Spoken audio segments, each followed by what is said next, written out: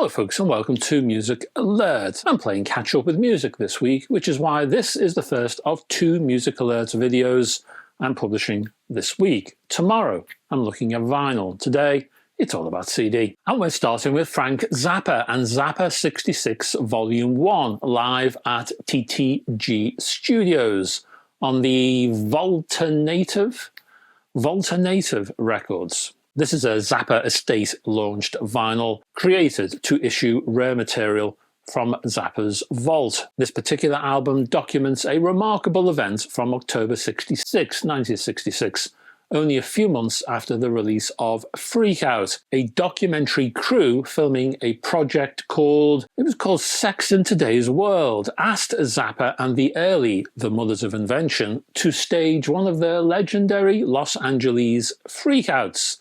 Multimedia happenings involving music, of course, lights, smoke effects, dancers, and members of the city's underground counterculture scene. So what we have here is a 17-track, 78-ish minute performance that was captured at TTG Studios in Hollywood, and Zappa recorded the proceedings on reel-to-reel tape. For Zappa fans, it offers a rare snapshot of the band during its earliest Mothers era, when the group's sound was still closely tied to the experimental chaos surrounding Freak Out. Next up, we're looking at Nevers and the album Berlin, the 6th release on the independent Strasbourg label Ike, I think it's Ike, a collaboration basically between Claire Cooper and Jean-Philippe Gross.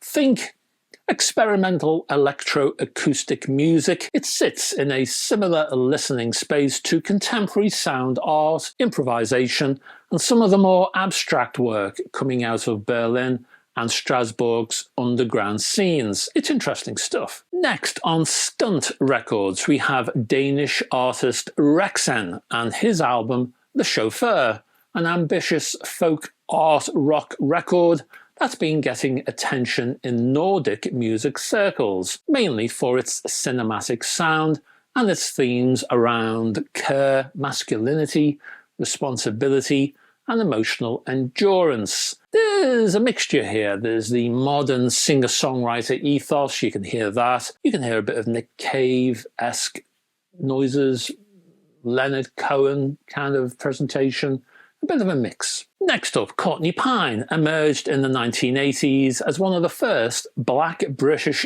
jazz musicians to break into the mainstream, blending jazz with ska, soul, reggae and more. The new album, Out of the Ghetto, a modern-day jazz story, is a retrospective release that looks back across the most influential period of his career. And we're talking 1986 to 2000, I would say. It's a curated 2-CD anthology, and it traces how Pine helped redefine British jazz. Next is Diana Darby, an American singer-songwriter known for sparse, emotionally intense folk rock and psychedelic-leaning songwriting. Otterson, for that is the album, emerges after a 12-year LP release gap, emerging from a period marked by grief, injury, caregiving, and the isolation of the COVID era. It's a confessional piece. Next is David Serby and the album Broken Heart in a Honky Tonk, which is a great album title, methinks. Released on the Jacaranda label, this Los Angeles-based singer-songwriter, well, he blends classic country, you get Bakersfield twang, roots rock, and Americana. Think Dwight Yoakam, or Graham Parsons, perhaps. Next, look out for the Koko Mojo series called Black Phantom Rockers. I have 4 here to show you. Each offers 26 tracks.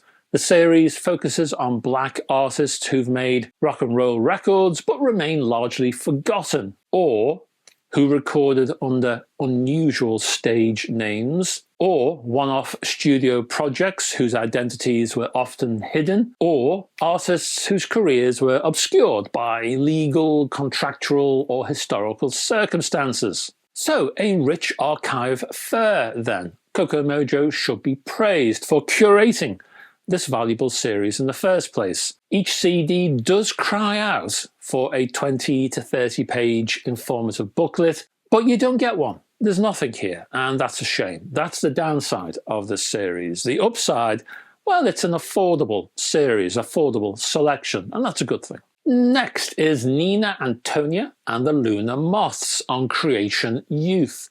Nina Antonia is best known as a cult rock writer who has now moved more into poetry, occult literature, and more. This release does mix poetry and music. It has a kind of late night art rock feel, and it also includes help from Mike Scott and famous James Halwell from the Waterboys. Think, for this particular one, think Nico and the Velvet Underground, that kind of feel. Next, we have a Brussels-based trio called Ain, but the album itself, well, that is called Unland. The label is Chou de Bruxelles, I think you pronounce that, and it blends contemporary jazz, Arabic traditions, folk influences, improv, and world music. This is it's a political piece that questions the importance society's place on territory and borders, and it reflects on geopolitical conflicts and displacement. All heavy stuff. Next we have the Charlie Daniels Band's The Epic Singles A's and B's, and it's a new 2-CD compilation from Floating World Records, and it gathers every single the band released during its long run with Epic Records. You may remember the band's big hit of the day, The Devil Went Down to Georgia. You may not, I certainly do. By pairing the A-sides with the corresponding B-sides, it gives a better picture of how the Charlie Daniels Band evolved from a southern rock outfit into a major country crossover act. Two now from the UK outfit Jasmine. First up is Sonny Boy Williamson II, Mr. Downchild, 1951 to 1954. This is a compilation collecting his earliest recordings for the Jackson, Mississippi-based trumpet label. These sessions are often considered the foundation of his recorded career. The recordings sit somewhere between country blues and full Chicago blues. You can hear Williamson developing the style that would later influence people like Little Walter, Paul Butterfield, and a whole generation of British blues musicians. And finally, also from Jasmine, is Buzzin' Cousins, Carl McVoy and Mickey Gilley, both cousins of Jerry Lee Lewis, apparently. Like Jerry Lee Lewis, both McVoy and Gilley were piano-driven southern rockers who mixed rockabilly and boogie-woogie and country and rhythm and blues and early rock and roll. The material here ranges from wild rockers and rockabilly numbers to country ballads and piano-led boogie recordings. The CD gives a snapshot of the southern music scene before rock and country fully split into separate markets. And that's your lot, folks. Thank you very much for staying to the end of this particular video. Click down below for any links that need to be linked. I'll have them down there somewhere. Probably some Bandcamp links, that kind of thing. My links too to my Facebook group, my website, and my Patreon page. If you can help me over on Patreon, helps to fund this channel, keeps me going. And there's some exclusives and early access videos over there too. I'll be back tomorrow with another one of these, and it'll be vinyl based. So if you want some more of this kind of stuff, meet me here again tomorrow and I'll talk vinyl. I hope to have your company. Until then, folks, bye bye for now.